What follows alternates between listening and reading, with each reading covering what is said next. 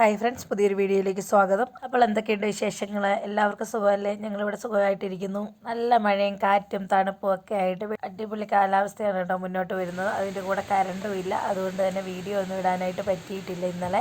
കഴിഞ്ഞ ദിവസം ഉച്ചയ്ക്ക് പോയ കറണ്ട് ഇന്നൊരു 11 മണിയോടുകൂടിയൊക്കെയാണ് കേട്ടോ ഏകദേശം വന്നേക്കുന്നത്. കാറ്റും മഴയൊക്കെ കാരണം കറണ്ട് പോയും വന്നും തന്നെ പിന്നെയും നിൽക്കുന്നത്. എന്താണെങ്കിലും അടിപൊളി മഴ എന്ന് പറഞ്ഞാൽ അടിപൊളി മഴ. അങ്ങനെ മഴയായതുകൊണ്ട് തന്നെ ഏലത്തിലിറങ്ങാനും മുറ്റത്തേക്ക് ഇറങ്ങാൻ തന്നെ മടിയായിട്ടുള്ളൊരു മഴയാട്ടോ. ഹൈറേഞ്ചിലെ മഴയ്ക്ക് നല്ല പ്രത്യേകതയുണ്ട്. ഒരു ചെറിയ മഴ പെയ്താൽ മതി, മുറ്റം മുഴുവൻ ചള്ളയും ചെളിയും വെള്ളമൊക്കെയാണ്. നാട്ടിൻപുറത്തെ മഴയെന്നൊക്കെ പറഞ്ഞാൽ ഒരൊറ്റ മഴ വന്ന് അങ്ങ് പെയ്ത് മാറുമല്ലേ, നല്ല വൃത്തിയായിട്ട് കിടക്കും. പക്ഷെ അങ്ങനത്തെ ഒരു മഴയല്ല ഇത്. ഇതാ കണ്ടോ, ഇങ്ങനെ കുറച്ച് നേരം മഴ പെയ്യും, പിന്നെ കുറച്ച് നേരത്തേക്ക് മഴയില്ല. അങ്ങനെ വിട്ടുവിട്ടാണ് കേട്ടോ മഴ പെയ്യുന്നത്.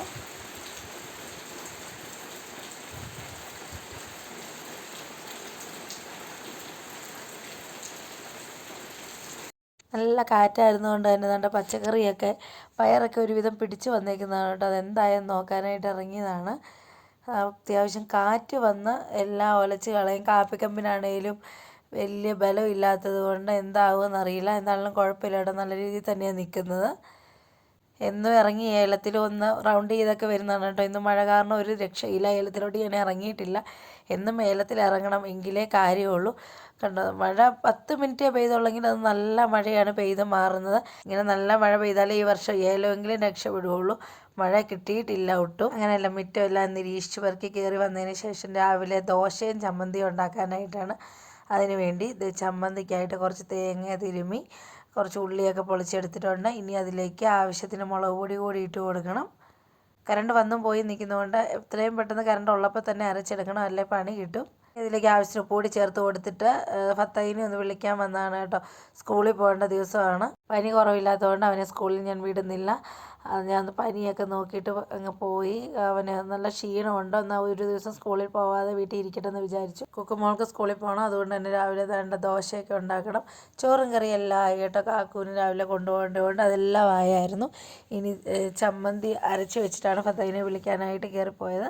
ഇനി അതൊന്ന് കടുക് താളിച്ചെടുക്കണം. അപ്പോൾ ചമ്മന്തിയുടെ പണിയും കഴിയും. മഴയൊക്കെ ആയതുകൊണ്ട് തണുപ്പായതുകൊണ്ട് വെളിച്ചെണ്ണയൊക്കെ നല്ലതായിട്ട് ഉറഞ്ഞിരിക്കുകയാണ്. രണ്ട് വെളിച്ചെണ്ണ ഒഴിച്ചു കൊടുത്ത് ചൂടായി വന്നപ്പോഴേക്ക് അതിലേക്ക് കടുകാണ് കേട്ടോ ഇട്ട് കൊടുത്തിരിക്കുന്നത്.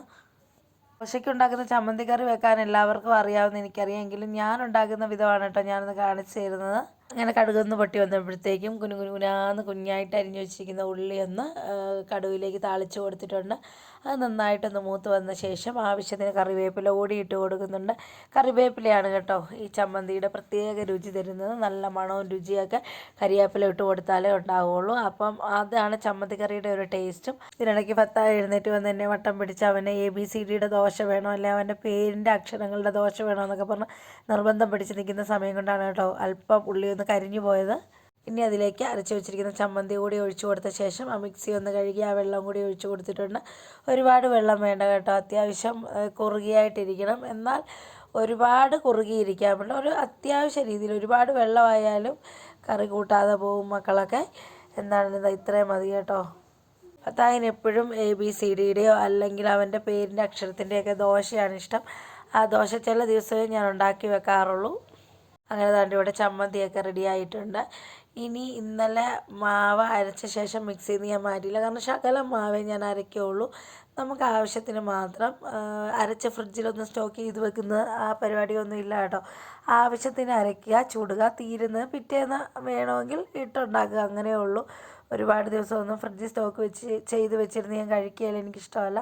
അതുകൊണ്ട് തന്നെ ഈ മിക്സിയിൽ നിന്ന് മാറ്റാനുള്ളതില്ലായിരുന്നു, കുറച്ചേ ഉണ്ടായിരുന്നുള്ളൂ. അപ്പം അങ്ങനെ അടച്ച് വെച്ചിട്ട് അങ്ങ് കിടന്നു. അത് പെട്ടെന്ന് പുളിക്കുകയും ചെയ്യും, നല്ല മയമായിരിക്കും കേട്ടോ. ഇനി ഇവിടെ പല രീതിയിലാണ് ഓരോരുത്തർക്കായിട്ട് ദോശ.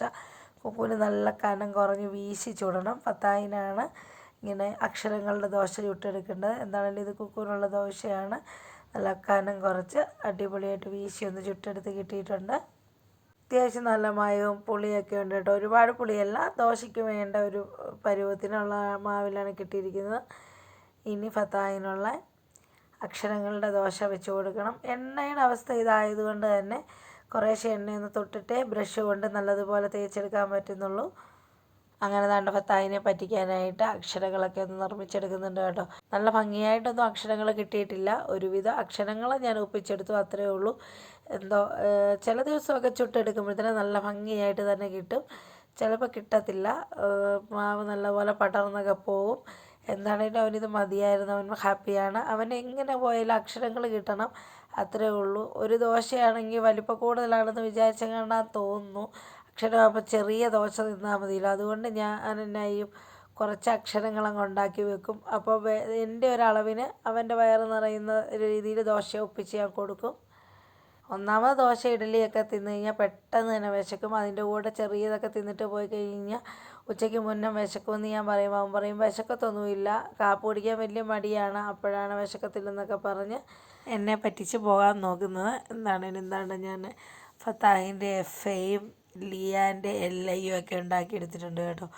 ഏതാ അക്ഷരമൊന്നും അറിയത്തില്ലാത്ത രീതിയൊന്ന് പടർന്നിട്ടുണ്ട്, എങ്കിലും അവൻ ഹാപ്പിയാണ്. അതാണ്ട് ഇവിടെ ദോശ തിന്നാനായിട്ട് ആളെത്തിയിട്ടുണ്ട് കേട്ടോ. കണ്ടോ, രണ്ടക്ഷരം മാത്രം മതിയെന്ന് പറഞ്ഞ് ബഹളം വെച്ചു. പറ്റത്തില്ലെന്ന് പറഞ്ഞതിന് ഒന്ന് പിണങ്ങിയൊക്കെ നോക്കി, പിന്നെ അതും കൊണ്ടങ്ങ് പോയി കേട്ടോ. അവൻ അടുക്കളയിലെ പണിയെല്ലാം തീർത്ത് കാപ്പുപൊടിയെല്ലാം കഴിഞ്ഞതാണ് ഞാനിവിടെ പെരയ്ക്കകമെല്ലാം തൂത്തുവാരി തുടച്ച് നല്ല മഴയും കാറ്റും ഒക്കെ ആയതുകൊണ്ട് സിറ്റ് ഔട്ടിലാകെ വെള്ളമായിരുന്നു. അപ്പോൾ സിറ്റ് ഔട്ടൊന്ന് കഴുകി കഴിഞ്ഞ് അങ്ങനെ രാവിലത്തെ പണികളെല്ലാം കഴിഞ്ഞിരിക്കുമ്പോൾ എനിക്കൊരാഗ്രഹം കണ്ടതാണ്ട് ഇന്നലെ നമ്മളെടുത്ത് ചക്കയുടെ പാടയൊന്ന് തോരൻ വെക്കാനായിട്ട് എടുത്ത് വെച്ചിരുന്നു. ഞാനിവിടെ ആദ്യമായിട്ടാണ് കേട്ടോ ചക്കപ്പാട തോരൻ വെക്കുന്നത്, പക്ഷേ ഞാൻ കഴിച്ചിട്ടുണ്ട്, നല്ലതായിരുന്നു. അതുകൊണ്ട് തന്നെ കഴിച്ച് കഴിഞ്ഞപ്പോൾ ആളോട് റെസിപ്പി ഞാൻ ചോദിച്ചിരുന്നു, അപ്പോൾ എനിക്ക് പറഞ്ഞു തന്നു. അങ്ങനെയാണ് ദാണ്ട ഒന്ന് പാടയൊന്ന് തോരൻ വെച്ചെടുക്കാമെന്ന് ഓർത്ത്. അടിപൊളിയായിരുന്നു കേട്ടോ. നമ്മൾ ഈ പാവയ്ക്ക തോരനൊക്കെ വെച്ചെടുക്കില്ല, ആ ഒരു ടേസ്റ്റാണ്. അപ്പോൾ പാവയ്ക്കയ്ക്ക് കയ്പ്പുണ്ട്, പാടയ്ക്ക് കയ്പ്പില്ല, അത്ര മാത്രമേ ഉള്ളൂ. നല്ല അടിപൊളി ടേസ്റ്റിന് കിട്ടും. പാടയൊന്ന് നല്ലതുപോലെ ചെറുതായിട്ട് അരിഞ്ഞെടുക്കണം. അതിന് ശേഷം ഉള്ളിയാണ് എടുക്കേണ്ടത് കേട്ടോ.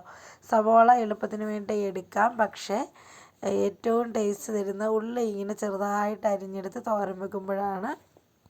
കുറച്ചേറെ ഉള്ളി എടുക്കണം, കുറച്ചേ ഉള്ളൂ ഞാനിവിടെ എടുത്തിട്ടുള്ളൂ. ഉള്ളി കുറവായിരുന്നുകൊണ്ടാണ് ഞാൻ ഇവിടെ കുറച്ചെടുത്തേക്കുന്നത്. കുറച്ചേറെ ഉള്ളി എടുക്കുമ്പോൾ നല്ല ടേസ്റ്റാണ് കേട്ടോ.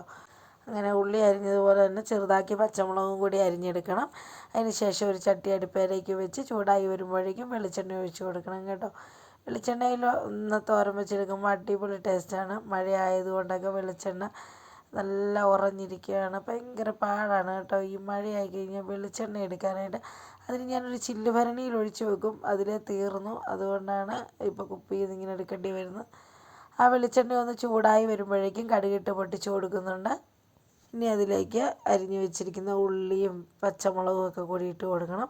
വേണമെങ്കിൽ ഒരു ചെറിയൊരു കഷ്ണം ഇഞ്ചി അരിഞ്ഞിടാം കേട്ടോ. എനിക്ക് ആ ഇഞ്ചിയുടെ ഫ്ലേവർ ഈ പാടത്തോരന് ഇഷ്ടമല്ല, അതുകൊണ്ട് മാത്രമാണ് ഞാൻ ഇഞ്ചി അരിഞ്ഞിടാത്തത്.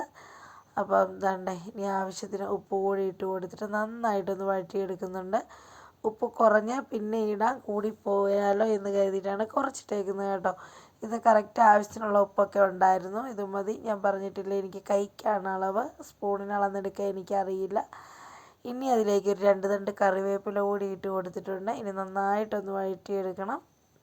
നന്നായി വഴണ്ടി വന്നതിന് ശേഷം അരിഞ്ഞു വെച്ചിരിക്കുന്ന പാട കൂടി ഇട്ട് കൊടുക്കണം. ഇനി നന്നായിട്ടൊന്ന് ഇളക്കി യോജിപ്പിച്ച് തട്ടിപ്പൊത്തി ഒന്ന് അടച്ച് വെച്ച് ഈ എണ്ണയിൽ വേണം കേട്ടോ ഈ പാട വേവാനായിട്ട്. ഇതിലേക്ക് വെള്ളമോ ഒന്നും ഒഴിച്ച് കൊടുക്കരുത്. നല്ലതുപോലെ തട്ടിപ്പൊത്തി അടച്ച് വെക്കുമ്പോഴത്തേനും ഒരു കുറച്ച് കഴിയുമ്പോഴത്തേനൊന്ന് തുറന്ന് നോക്കി നല്ലതുപോലെ ഒന്ന് ഇളക്കി കൊടുത്തിട്ട് തട്ടിപ്പൊത്തി ഒന്ന് അടച്ച് വെച്ചാൽ മതി. പെട്ടെന്ന് തന്നെ പാട ഇവിടെ വെന്ത് കിട്ടും. വലിയ വേവൊന്നും ഇല്ല കേട്ടോ, അത്യാവശ്യം താണ്ടെ ഇവിടെ വെന്ത് വന്നിട്ടുണ്ട്. ഇനി ഇതിലേക്ക് വേണ്ടിയത് തേങ്ങയാണ്. തേങ്ങ ചതച്ചൊന്നുമല്ല ഇടുന്നത്, തേങ്ങ ചിരണ്ടി വെച്ചിട്ടുണ്ട്, അതിനെ നേരെ അങ്ങനെ ഇടുന്നുള്ളൂ കേട്ടോ. ഒന്ന് കൈക്ക് പോലും തിരുമിയിട്ടില്ല. അപ്പോൾ ചെറുതായിട്ടാണ് തേങ്ങ ചിരണ്ടി കിട്ടിയിരിക്കുന്നത്, അതുകൊണ്ടാണ് വേറെ ഒന്നും ചെയ്യേണ്ടി വരുന്നില്ല. അത് പിന്നെ മഞ്ഞൾപ്പൊടിയൊക്കെ വേണ്ടിയവർക്ക് ഇട്ട് കൊടുക്കാം. എനിക്ക് ഈ കളറിൽ തന്നെ പാട തോരൻ വെച്ചെടുക്കാനാണ് ഇഷ്ടം. ഞാൻ കൂട്ടിയത് ഇങ്ങനെയാണ് കേട്ടോ, അതിനായിരുന്നു ടേസ്റ്റ്, അതുകൊണ്ടാണ് ഞാൻ ഇങ്ങനെ തന്നെ വെച്ചെടുക്കുന്നത്. ഇപ്പോൾ പാടയുടെ കളറും തേങ്ങയുടെ കളറും ഒക്കെ ഒരേപോലെ ആയി കിട്ടും, ഒന്നുകൂടെ ഒന്ന് ആവി കയറി വരുമ്പോഴത്തേക്ക്.